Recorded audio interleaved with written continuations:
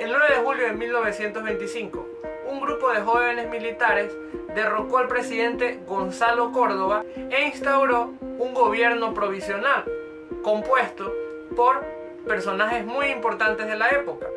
Una revolución estaba por darse inicio y yo te la cuento en el siguiente video. Esto es la Revolución Juliana. Empezamos.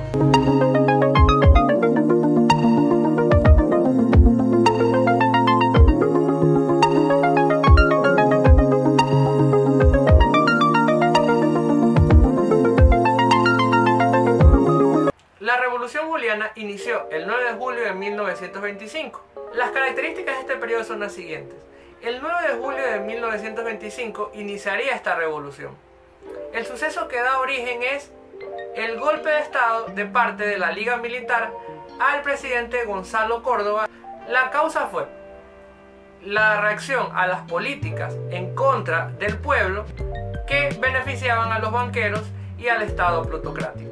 Los personajes principales son la Liga Militar, los banqueros, los obreros y los medios de comunicación. Podremos hablar acerca de tres etapas: el primer heptavirato, la segunda junta de gobierno y el gobierno de Isidro Ayora. ¿Cuál fue el objetivo más importante de este periodo?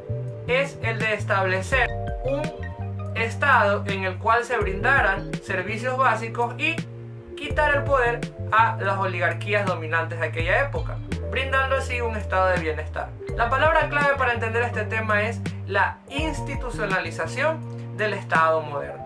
La Revolución Juliana tuvo una enorme trascendencia para el país, respaldada por las capas medias y bajas de los sectores populares.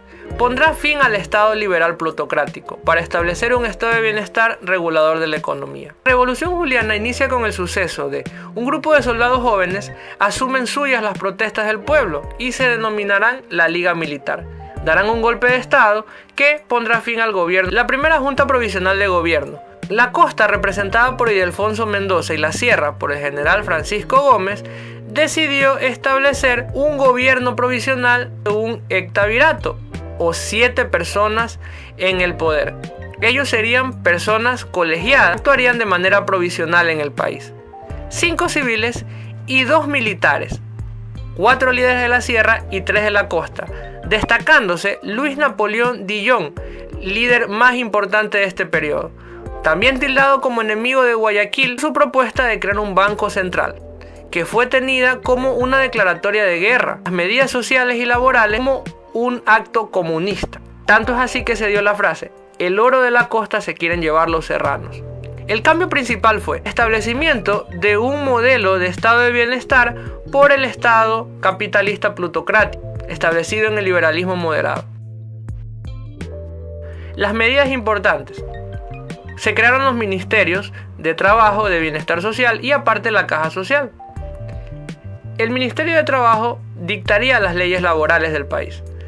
Se crearía el impuesto a la renta, ruptura de relaciones con Colombia por el Tratado Salomón Lozano que beneficiaba a Perú y a Colombia, el aumento del impuesto de Hacienda, regulación en el alquiler de vivienda, descanso dominical, autonomía universitaria y la multa y el cierre del Banco Comercial y Agrícola. Dillon propuso formar un banco central ecuatoriano, expropiando las reservas metálicas de los bancos emisores del país, la mayoría de las cuales tenía su sede en Guayaquil. El proyecto generó una enorme resistencia de la banca privada, que se transformó en un conflicto interregional, escalando hasta causar la renuncia de la Junta el 9 de enero de 1926. Aquí surgiría la segunda Junta de Gobierno, que se había dado producto de las fracciones de la Junta Militar. Existían inconvenientes ideológicos, porque existía una facción radical y una moderada. Esta segunda junta duraría 3 meses, desde el 9 de enero de 1926 hasta el 31 de marzo de 1926, cuyo personaje importante será Isidro Ayora. El debate se dio entre los banqueros y la asesoría extranjera. Humberto Albornoz, que era el ministro de Hacienda, había conversado con ambas posturas. Los banqueros decían que el problema era el gasto excesivo del gobierno y la merma de producción, mientras que Walter Kemmerer buscaba que se estructurara un Estado fuerte, algo parecido al keynesianismo con un banco central local. Para realizar esta junta de gobierno, el 1 de abril nombran como presidente provisional al doctor Isidro Ayora. Este pidió que fuera un gobierno civil y sin militarismo. Isidro Ayora nació en Loja en 1879, médico y político ecuatoriano, presidente interino de la República entre 1926 y 29 y constitucional de 1929 a 1931. Sus obras más importantes son las reformas al Código Penal, esto es, el Código de Procedimiento Civil o Habeas Corpus, Ley Orgánica del Poder Judicial. También se devaluó la moneda en un 41%, quedando 5 sucres por dólar. Decretó el retorno al patrón oro, creó el Banco Central y la Caja Central de Emisión y Amortización, el Banco Hipotecario, el Instituto Geográfico Militar, la Procuraduría General de la Nación, la Contraloría General de la Nación, la Caja de Pensiones y las Direcciones Generales de las Aduanas del Tesoro, del Presupuesto y de Obras Públicas e Ingresos. Además, restringió la libertad de prensa, cerrando el periódico guayaquileño El Guante y parcialmente el Día de Quito. El 9 de diciembre de 1928 se instaló una asamblea constituyente que nombró presidente interino a Ayora. Expidió el 26 de marzo de 1929 y esta constitución es muy importante para el país. La constitución en materia de garantías y derechos sociales fue la más avanzada de las constituciones hasta entonces.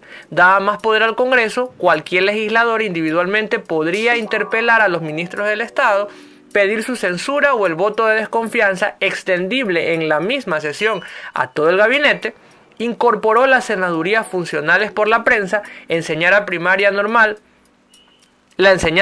normal y la educación secundaria y superior, las academias, la agricultura y las industrias y los indígenas, el habeas corpus, el voto de la mujer, la limitación de la propiedad agrícola, la igualdad de todos los hijos sin tener en cuenta la relación entre sus padres, la función social de la propiedad.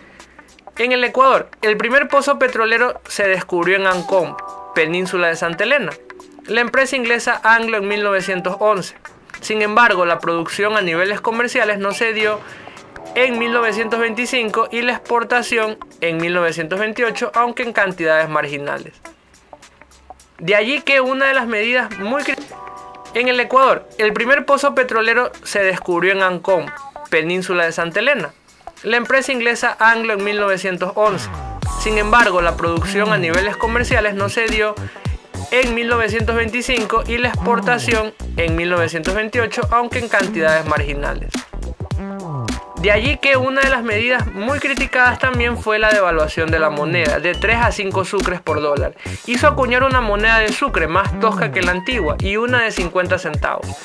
El humor popular designó a la primera con el nombre de Ayora y a la segunda con el nombre de Laurita, en honor a la primera dama, doña Laura Carbo de Ayora. El 29 de septiembre de 1930, Ayora presentó su renuncia, aunque no le fue aceptada, pero 11 meses después, instalado el Congreso en medio de una atmósfera política cargada, se produjo la insurrección del batallón de Chimborazo, aunque esta rebelión fue sometida. Esto continuó atacando duramente a Ayora y a sus ministros, lo que movió al presidente de la República a renunciar. La era juliana había llegado a su término. Al finalizar los años 20, el crack del 29 puso fin a la bonanza económica que había tenido el Ecuador producto de la exportación de cacao. Isidro Ayora había logrado cambiar la estructura de justicia social en el país. Sin embargo, no logró el objetivo principal, que era darle una vida de calidad o un estado de bienestar para todos los ecuatorianos. El dinero se había acabado. Podemos ver los números rojos en nuestra tabla, entendiendo y avisorando la crisis que se vendrá. Los años 30 y 40 son uno de los años más difíciles, que los veremos en los siguientes videos. Y bien, esto fue todo por hoy. Si te gustó el video, dale like, comparte, suscríbete y por sobre todas las cosas, permite que otras personas puedan conocer acerca de nuestro canal. Ya lo sabes, tú y yo hacemos Blog HD, el blog del profe. Te espero.